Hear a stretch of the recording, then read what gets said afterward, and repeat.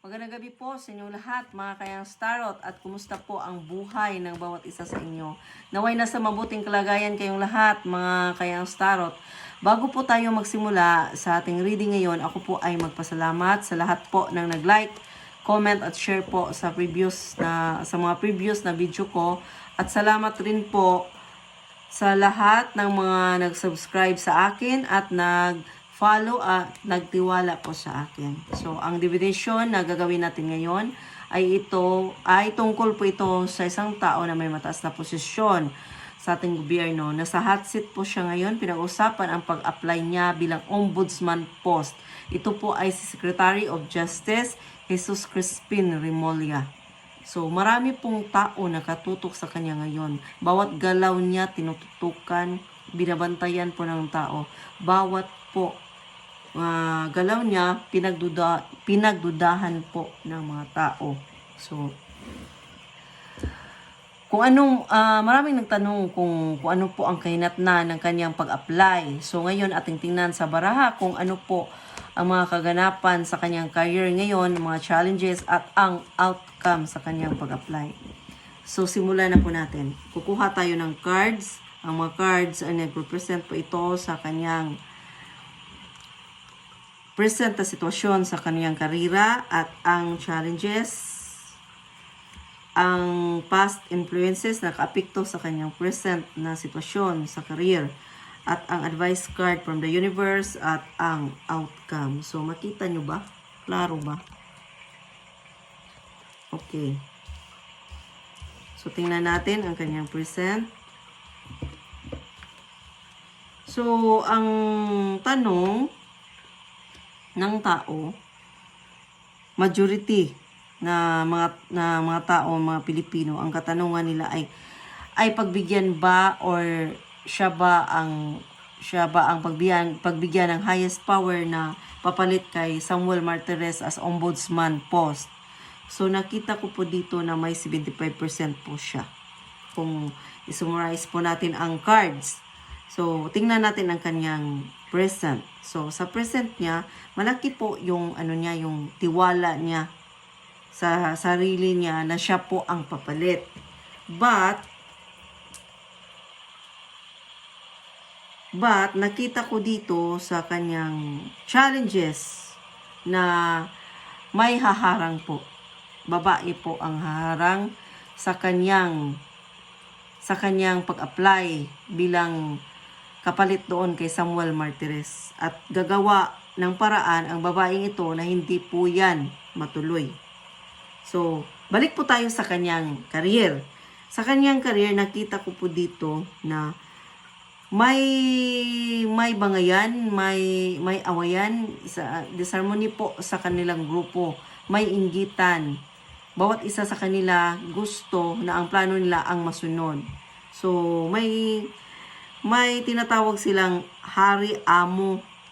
So, yung amo o hari nila ay bawat isa sa kanila, sa Bisaya, maghulhog. So, bawat isa sa kanila maghulhog doon sa kanilang sa Tagalog is sa Bisaya is amo or head, ganyan. So, head sa kanilang grupo na bawat isa sa kanila gustong umangat. Lalo na po si Secretary of Justice Boying Remulla kasi malaki po, mataas po ang kanyang ambisyon. So, lahat nga ginagawa niya para matupad po ang kanyang ambisyon. Kahit na nawala na yung dignidad niya, ginawa pa rin niya. Kasi dito sa past na card niya, may plano sila na tinuloy nila na isang tao na mawalan lahat. Dignidad. Kasi ang taong ito sinisira niya. Gusto nilang paalisin dito sa ating bansa. At natupad nga. Naalis nga. Na kinidnap nga yung tao na yon. So, yung plano na yon na tinuloy-tuloy nila, na akala nila na yung planong yon ang magpaangat sa kanila, yung planong yon ang sumisira sa kanilang mga plano at bawat isa sa kanila.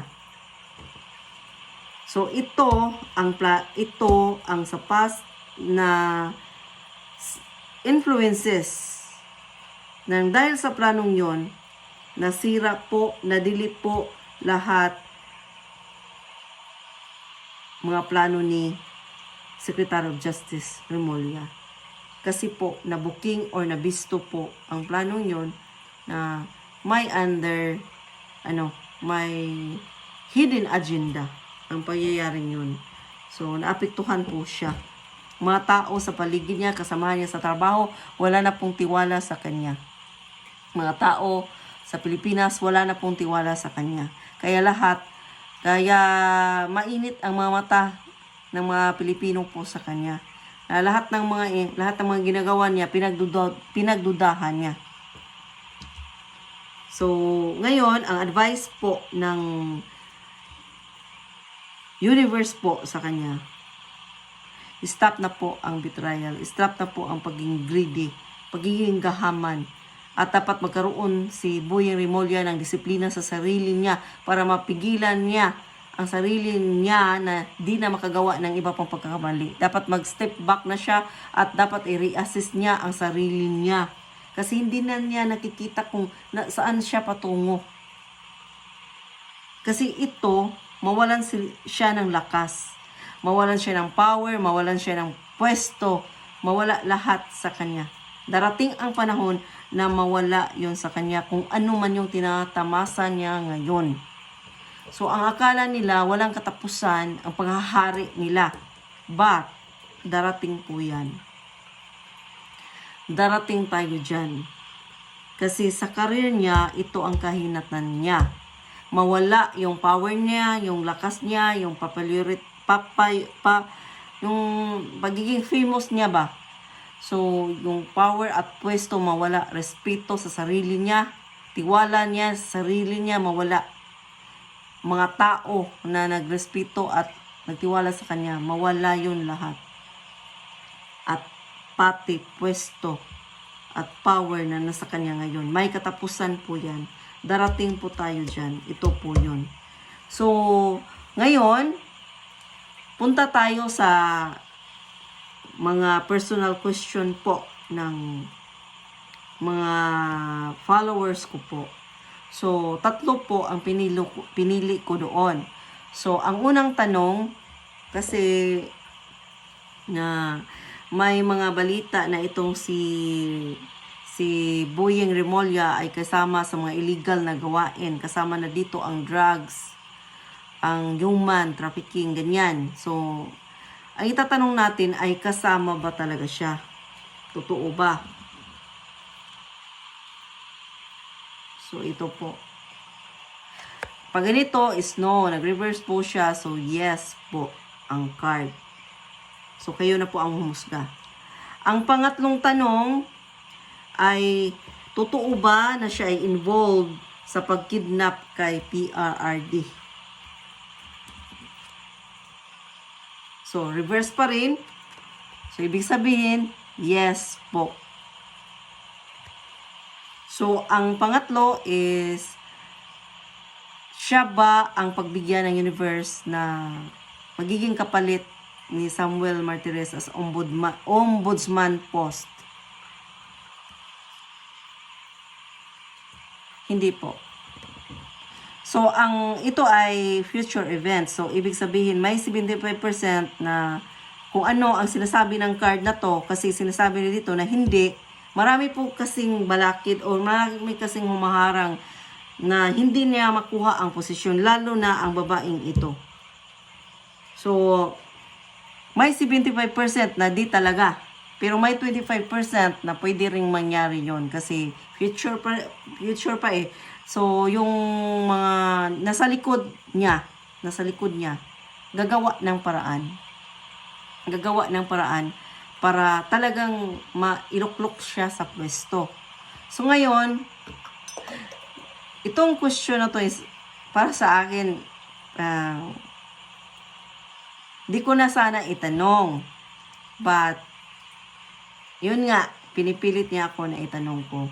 So, ang likod ba nito ay ang presidente ba natin ngayon na si Ferdinand Marcos Jr.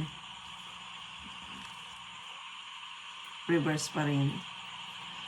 So, ang pag ganyan is no. Pag ganito is yes. So, kayo na po ang humusga, mga kayang starot. So, ito ay tapos na at maraming salamat sa tiniwala na binigay nyo sa akin na may share ko ang skills ko about tarot reading. So, sa gustong magpa-personal reading po, sa description below, may ilagay ako na WhatsApp number. Doon nyo ako kontakin para sa consultation po at ma-send ko sa inyo ang mga list po sa lahat ng mga services ko. Sa mystic spells, sa divination, sa energy healing, at sa feng shui po. So, maraming salamat po sa inyong lahat.